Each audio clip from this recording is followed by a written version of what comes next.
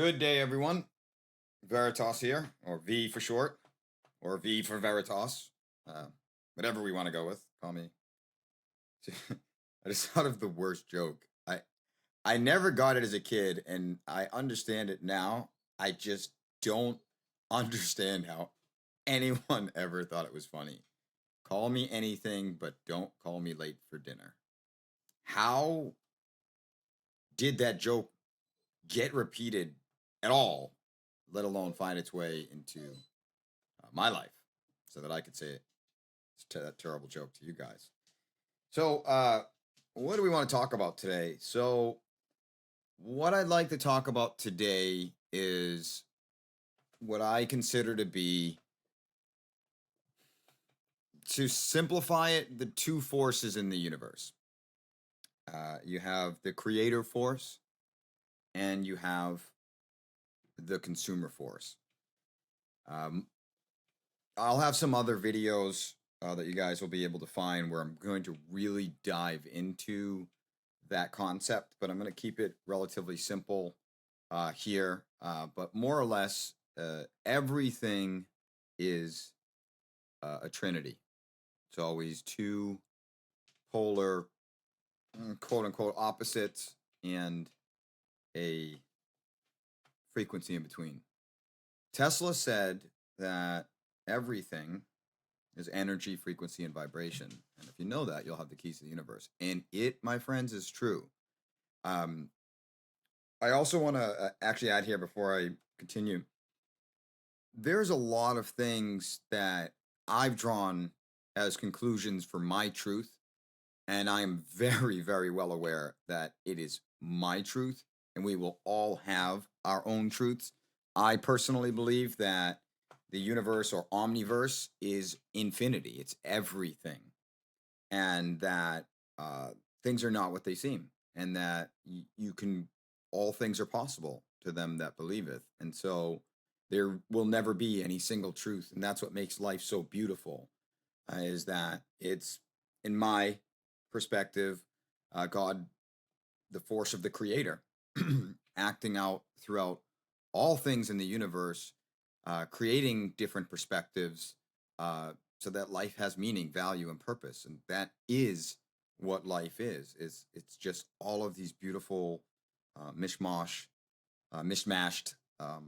perspectives, just kind of dancing around in this beautiful mosaic that we call the omniverse, or we call life itself. And so, even personally on my journey, I took a long time. I've been working individually with a lot of my brothers and sisters, and it was really easy for me to do that before doing the podcast, because as each person would come to me, we'd find each other, and I would learn from them, and they would learn from me.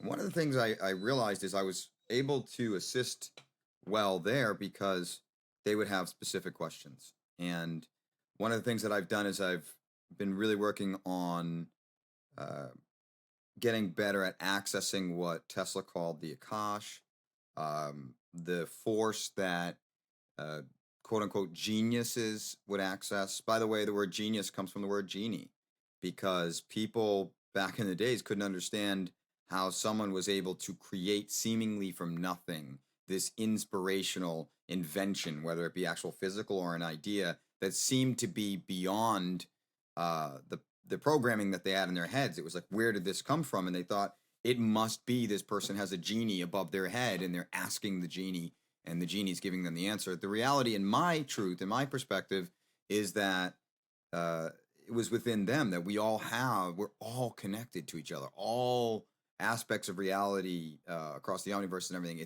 All things are possible them that believeth, if we but know thyself. If we know ourselves and we have that faith and we're willing to ask. The Bible says, unto him that is able to do exceedingly and abundantly beyond all that we ask or think, he that worketh in us, or he that is within you is greater than he who is of the world, or do not conform to this world, but rather seek to be transformed by the renewing of the mind. I paraphrased that last one. And so, sorry guys, I also have my dog here, and he just likes to get petted, and I'm trying to pet him and talk at the same time, and as soon as I stop, he starts crying. So going back to the thing about kind of tapping into that resource to get information is when I would work individually with people, it was really easy for me if they would have a specific question to find an answer for them. And I began to realize that the answers that I would provide to people seemed to be different depending on where the person was at. And I started to really, question, well, what is truth? How is it? There are different layers of reality, and I would have a lot of difficulty trying to figure out how I'd put together a podcast because the truth was different. And that's when I realized that truth is, like I had said in the introduction one, if you want to hear that, truth is in the eye of the beholder. And it's always based on a belief of what I am and what the world is and what I think I need and what I think I want. And that creates the truth for me. And that's it. It's based on my beliefs and my values, and it's based on my perspective. And usually people try to classify things in kind of a nature of a good or a bad, and so on and so forth. So the reason I had difficulty at first coming up with how I do these podcasts is the last thing I wanted to do is get on here with all of my beliefs. And a lot of my beliefs, they come to me because I tap into, again, what Tesla called the Akash, because I believe that all answers are available to us. And I have a lot of faith in that. And so I do the majority of my learning is done inside of me, and then I look outside of me for reproof or ingredients to tie them together in such a way that it makes sense. I'm constantly looking to create my understanding rather than to consume my understanding. And so I think I figured out a way that for now will work in these podcasts is because I don't want to force my views onto anybody. And I know that my truth changes all the time. That is the beauty of life. We are forever in a present moment, traveling through the universe, through our lives, and we are introduced to new situations and new experiences. And what got us out of Egypt will not get us into the promised land. It's so amazing. And so I'm constantly updating my truth. So what I don't want to do is I don't want to get on here and start making all these declarative statements as though they are absolute facts. There are no facts. There are only perspectives based upon the conscious being's value system and beliefs. So one of the things that I'm going to try to do to the best of my ability, sometimes I am absolutely certain I might say things as though they're absolute fact. Just please consider that all of these things that I'm saying, they are my acceptance of what I believe at the time. They are my perspectives at the time, and I am in no way saying or trying to force those thoughts on other people. So I will also try to ask statements a lot. Instead of making a statement and saying this is that way, I will try to do it in such a way so that it's kind of asking it. Because you want to know the key for me to accessing the Akash, the universe, God, everything, the all, love, infinite energy, infinite intelligence, whatever you want to call it. The source from which you can truly create. A lot of people think when they come up with a way to handle a problem that they're in, that they have created a solution. And they may have done what appears to be kind of creation on some contexts. It's really just manipulation of what they already have and kind of putting it together in a different way. Kind of like the difference between making a tool, making a bow and arrow or something out of raw material. You took the material that you had and you shaped it in such a way so that you could make it something that it was not. But that's how a lot of people create with their mind. There's something they call the Fibonacci sequence.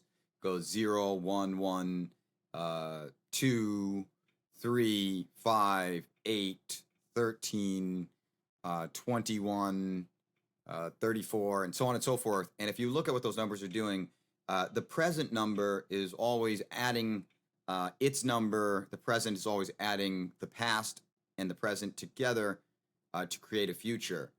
And in that way, a lot of people say that it's kind of a description of creation. In reality, to me, it's actually a description of what's already there, right?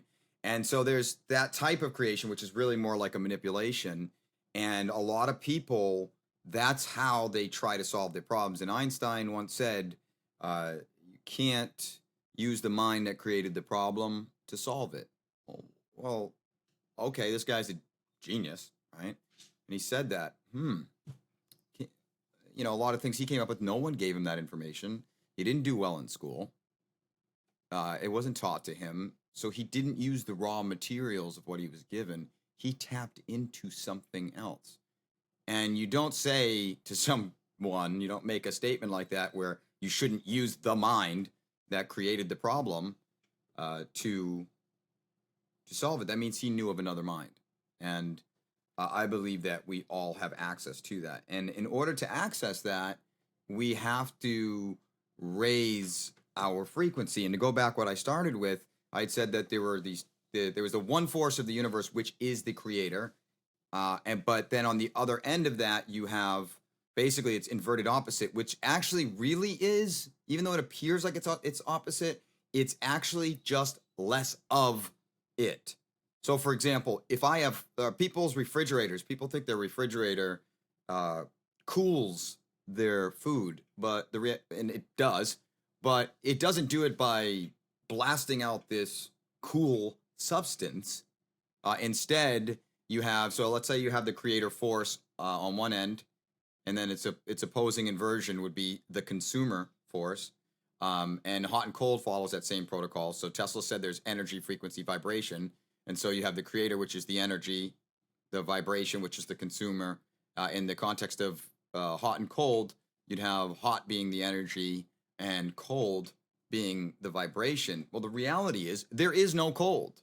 Cold is not a thing. Cold is the absence of heat. What that refrigeration unit is doing is it's sucking the heat out. It's making less heat. And because you'll never have an absolute zero, you will just have your perspective of what you think is the coldest. And things go on for infinity. It will never end. It means that even the coldest thing has heat in it.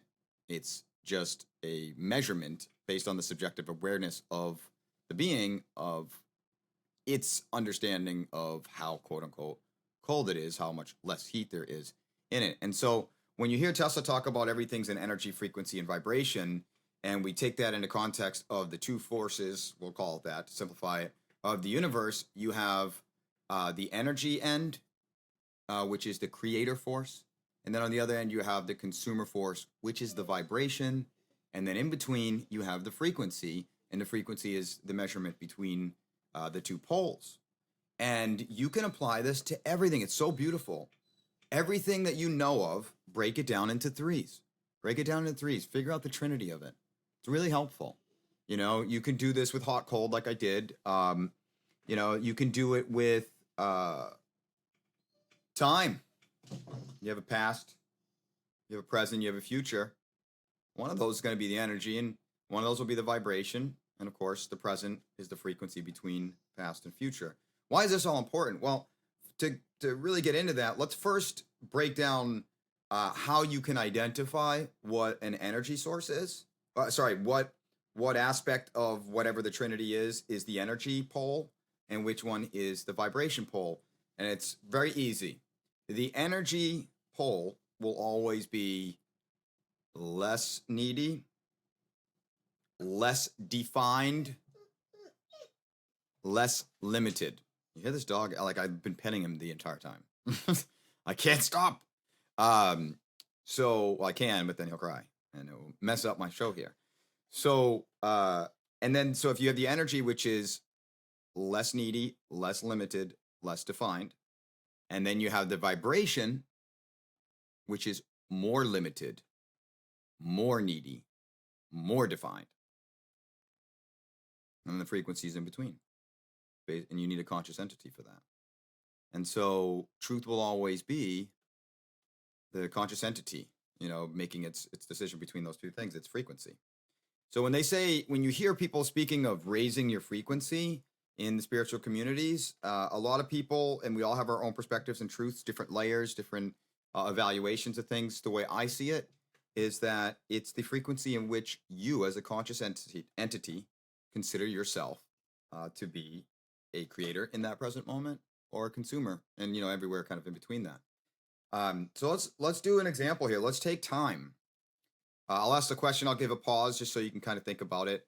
I really find that sometimes the best way to empower others is not as much about giving them a lot of information to consume, but rather give them some new information, shed some light on the subject, to show them something perhaps they didn't know, but to really encourage them asking questions, because the way you access that infinite energy is with a question. And the reason why so many people are not where they want to be is because they are not asking the right questions. And if you're not asking a question and you are in a problem, or you're asking a question that's not really seeking the solution of the problem, then what's really happening is the Fibonacci sequence is playing out in your head. You're taking your present situation, you're adding it to your past, and it's predicting the same future over and over again. That's why they say doing the same thing over and over again, expecting different results, is insanity. So we need to break that cycle. And the only way we break that cycle is we question everything as often as possible. So let's go with the question on energy, frequency, and vibration. Time. Okay. So remember, energy is less defined, less needy, less limited. And vibration is more needy, more limited, more defined. Which one do you think is the vibration? If you guess past, you're correct, which would make the future the energy. Less limited, less defined, less needy, and it makes your present moment the frequency. How much are you in this moment defending or protecting or being led by your past, defined by your past, limited by your past, in need because of what your past tells you should be in need of? Or how much is your frequency towards the future? Building, creating, growing. And so the same thing goes. So the creator essence, God, energy, universe, life, love, light, is in all things to varying degrees. And the degree or frequency will always be based on the conscious being's awareness or consciousness as to what it sees itself as. Okay, so sorry, the dog keeps crying and I'm trying to pet him and it's a little bit distracting. So where are we going with this? All right, so where we're going with this is now you understand that everything is a trinity, where you have an energy end and you have a vibration end.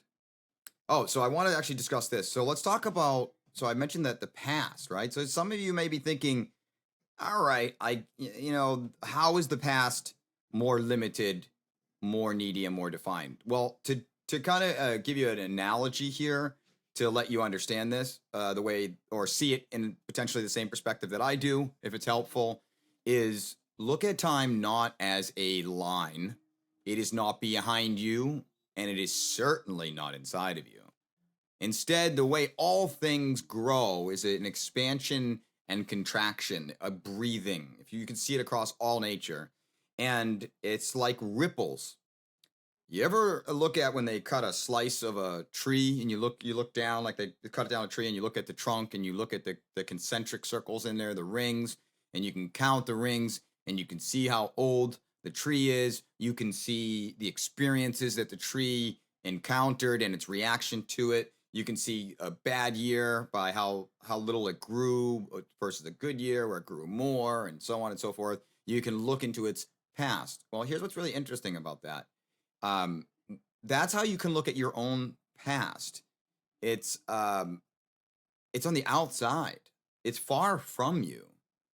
All of your creation is truly done from the center. So if I was able to look at inside of a tree at its rings and not harm the tree in any way, it would have a center. They call it, actually, it's really cool. They call it the heart. And that's what I think that we are. We're the frequency. So we are the soul. We are the center of our world. But something amazing happens. So as you look at each ring, it gets old. That's further and further out from it. The past is further and further away from it. And ultimately, all the growth that the tree will do will have to come from the heart, from the center. But what's really interesting here is if I were to look at a tree that's 5 years old at its center, and it has whatever 5 rings on there, and then 10 years later, all of a sudden, that center has expanded outwards, and there's a new center that seems to appear out of nowhere. Tesla referred to that as to the 0 point. That is God, just like the future. The future is unknown, it's undefined, it's unlimited, it's unneedy. All things are possible for your future. It will just appear. You know, there's a riddle. Let me find it real quick. I wasn't planning on doing this in this podcast, but there's a riddle. I don't know if any of you guys are familiar with what they call the riddle of the Sphinx. It says, I never was, am always to be. No one ever saw me, nor ever will, and yet I am the confidence of all who live and breathe. What am I? I don't know, you guys. Kind of sounds like what? Life? Universe? God? Well, the answer to the riddle, according to, the story, is it's tomorrow. So you are the heart. You are the heart of the tree. And the problem is, in the Bible, it says, paraphrasing here, but people are letting their tail be their head. We've been trained by a system of consumerism to look at those outer rings and associate that with ourselves. The further out you look into your past, and sometimes this happens subconsciously for people, they don't even know, it's all buried in there. But we have been living our lives backwards. We're supposed to be letting God, the universe, life, the unknown, the possible, all things are possible, to just appear and manifest based on what we call forth. Seek and ye shall find, ask and the answer will be given, knock and the door will be open, but you have to ask. And if we look at the rings, the outer rings, and say, hey, outer rings, tell me what I should create, it doesn't know anything other than the root programming and the past. It's the mind that creates the problem if you are having a problem.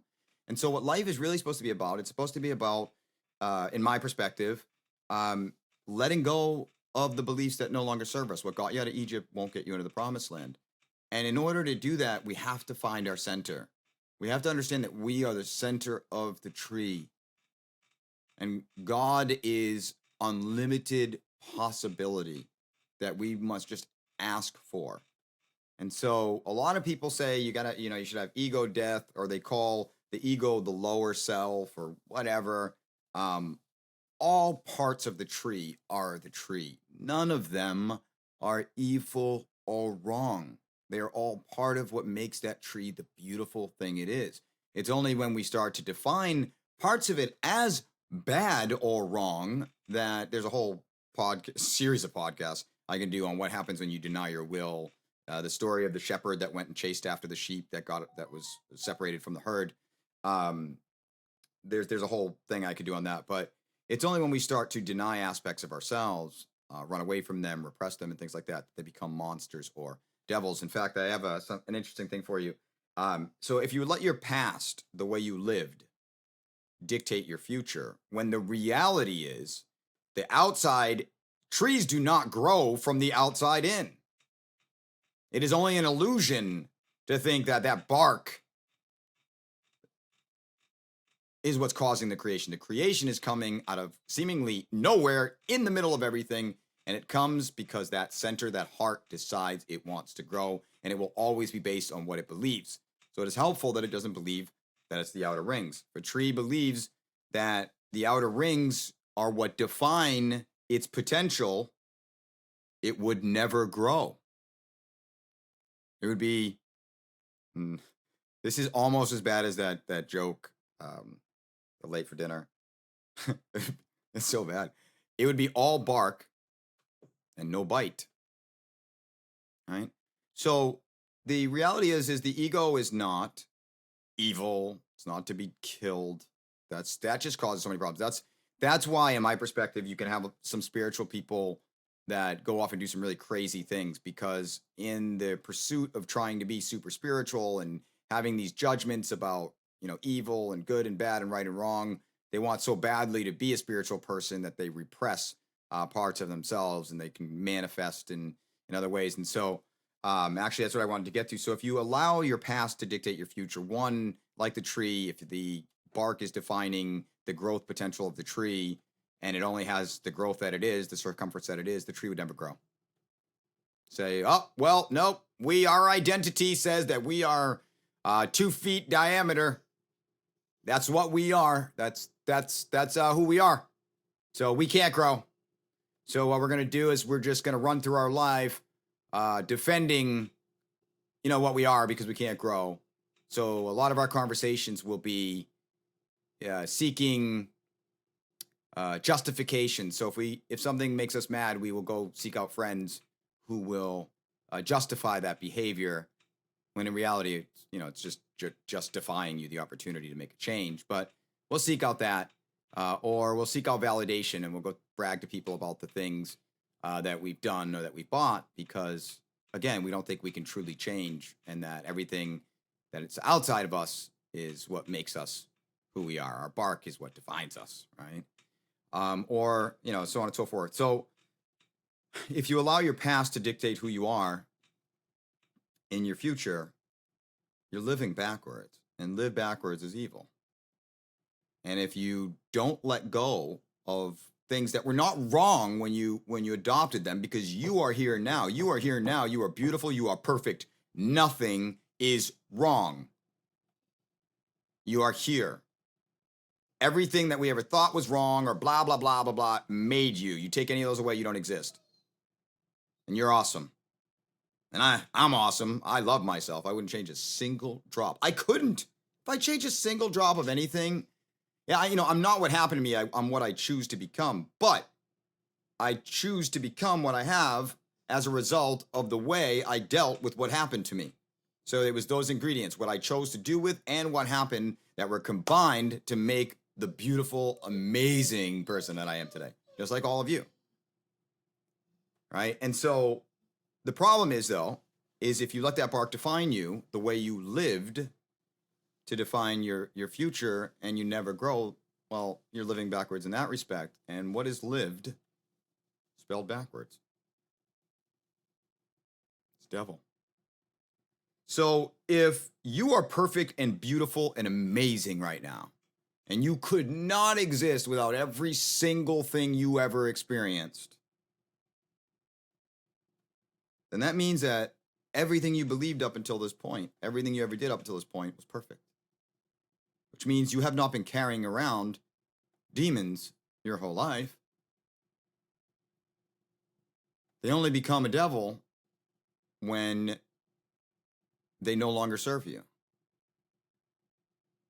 And when they no longer serve you, all you have to do is let them go.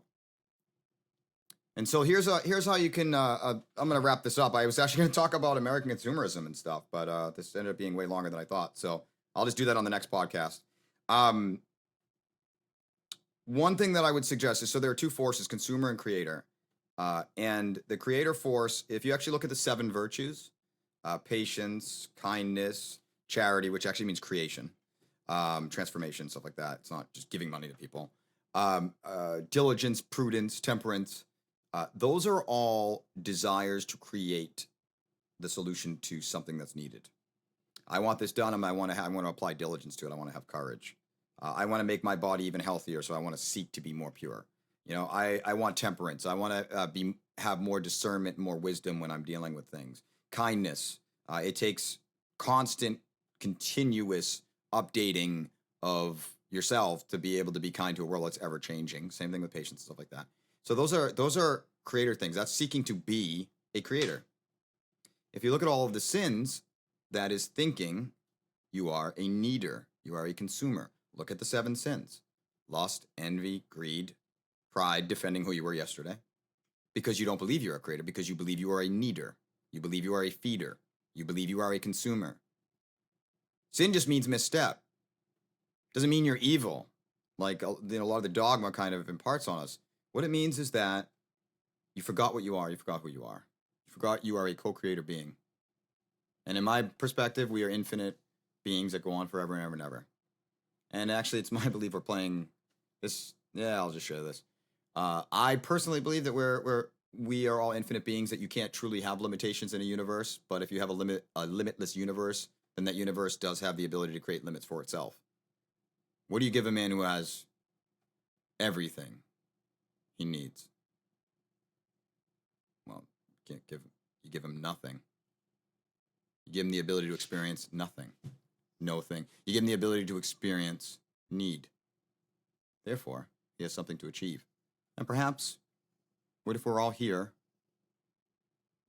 infinite beings, experiencing limitations? And like the prodigal son, we get to play around until one day we say, limitations were fun. I enjoyed it. I appreciated it. I'm done with that game. Now I'm seeking to be limitless. And to do so, one of the litmus tests that I use with the consumer versus creator force is, first off, I remember that if something seems like it's appearing outside of me, I look at it as an opportunity to locate a belief that I've been hanging on to that no longer serves me. It can manifest in seeming like my brother does something to make me angry, a friend does something, I'm just irritated for some reason, I don't know. All that's doing is because we are constantly in a state of creative change. There is never a point where you reach where you're not going to find a belief that no longer serves you to get rid of. And that's actually one of the dangers, if you want to call it that I had experienced when I was first going through my transformation, was I thought I had to ascend to reach some height. And there were days I would be so excited. I was like, I figured it out. I figured out the meaning of life. I'm going to do it. I'm going to be so happy all the time. And then a couple days later, I'm like just so distraught, and I couldn't figure out why. And what I was doing is I was bringing to the surface a belief that no longer served me. And through many, many, many of those missteps, I started to realize, wait a second here. There is no top of the mountain. And what do you do when you get to the top of the mountain? All you can do is descend. And that's what I realized. I realized that my life is a journey. And we've heard it before, but that's the beautiful thing about truths too, is you can hear something on one layer, and it really takes some time, at least for me, to sink in there and just really, really resonate with me. And I realized that that's the things that I was trying to run away from in my ascension process, run away from anxiety. Those were opportunities. Those were the challenges. Those were the needs that I had the ability to solve. And what it took for me to realize was that I was not what we were trained to think we were, this consumer being that doesn't have the ability to truly change. And I realized that my past is the furthest from me.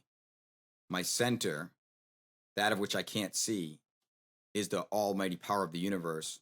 Jesus said in the Gospel of Thomas, the kingdom of heaven is like a mustard seed, small seeds that I think he said, to paraphrase, when properly nurtured, can grow to shelter the birds in heaven. And that's what I imagine in my heart, as a part of the pun, is that all of the universe, in infinite intelligence, energy, love, light, God, is at my core.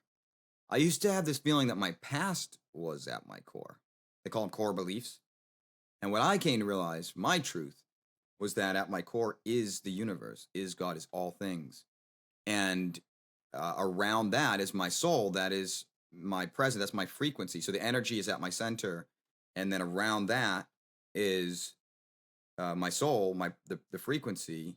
And then the outer self and my past are the outer rings. They're more limited, more needy, and more defined. Not bad.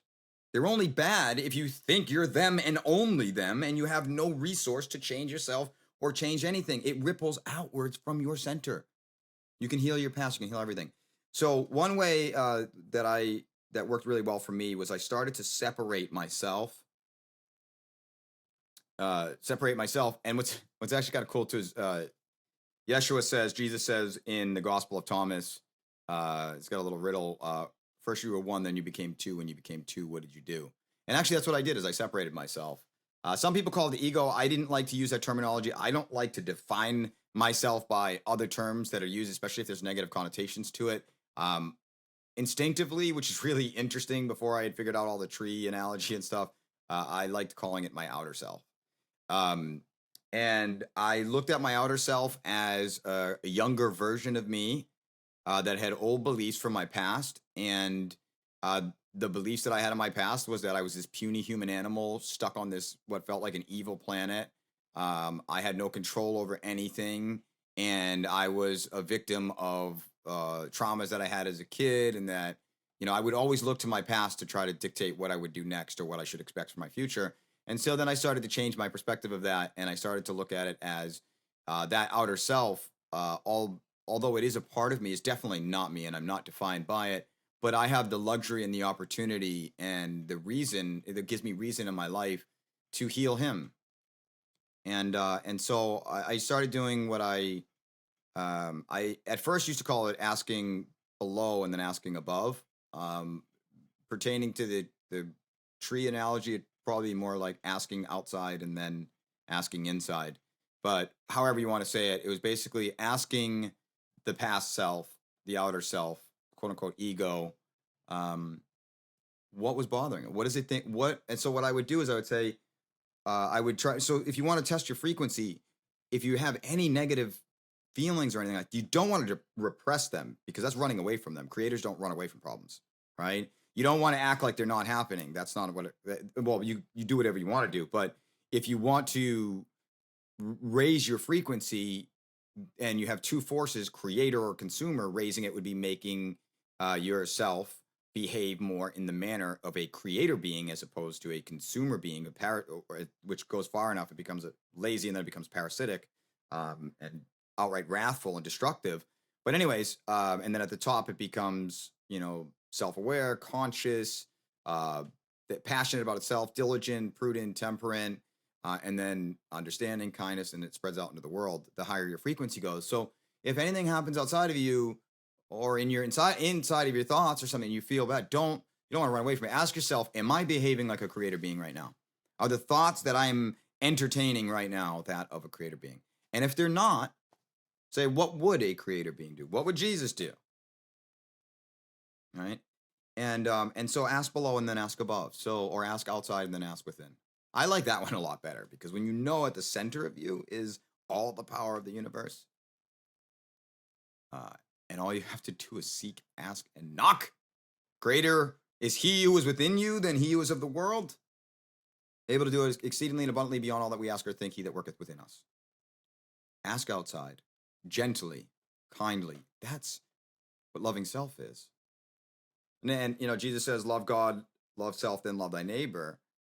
God is from with all things spring in creation, and all you have to do is ask. And when you understand that, when you're loving God, you're looking towards the inner part of you instead of the outer part of you. And actually what happens is that's why I love God first.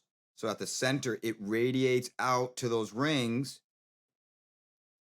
and then it radiates through yourself, and then it radiates through your past, and then it radiates out into the world around you. And it's really a beautiful thing. So anyways, I'm going to end on that. I've gone a lot longer than I had planned on. I'm curious to see how many people will listen to a 39-minute video. But that's your litmus test. It's not about right or wrong or good or bad. It's how much am I associating what I am with a creator being to that of a consumer being. And here's what you can do. So asking below, asking outside, that's way better. Asking out the outer self. What's the matter? How are you feeling? What do you believe you need to change for you to feel good right now?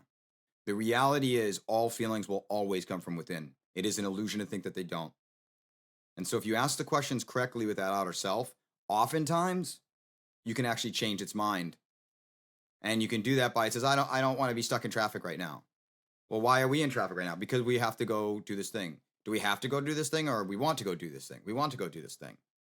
How is thinking that we deserve to be unhappy in traffic right now helpful for us? It isn't. Okay, how do we want to feel? I want to feel good. Okay, what would a person who's sitting in traffic right now, who felt good, what would they be doing? How would they be sitting? How would their facial expression be? How would their shoulders be? Would they be hunched or would their back be straight? Is it hot out? Is it cold out? Would they roll down their windows? Would they look in the mirror and say, I love you? Would they put on some music? Would they call a friend? It's that, and actually, a lot of times you can solve the problems. And if you can at that point, that's okay. Because that means that you have some beliefs that are on that outer self that are going to take some time to dissolve. But there's only one thing that will ever change it: the questions and the faith and the desire. And most people never actually try to change their mind. They don't know any better. So ask outside. If you can't figure it out by haggling back and forth, then ask within. You want to call it universe, you want to call it God, you want to call it life, you want to call it love, you want to call it yourself. Whatever it is, just know that it's infinite. It's love. It's the greatest force in the universe.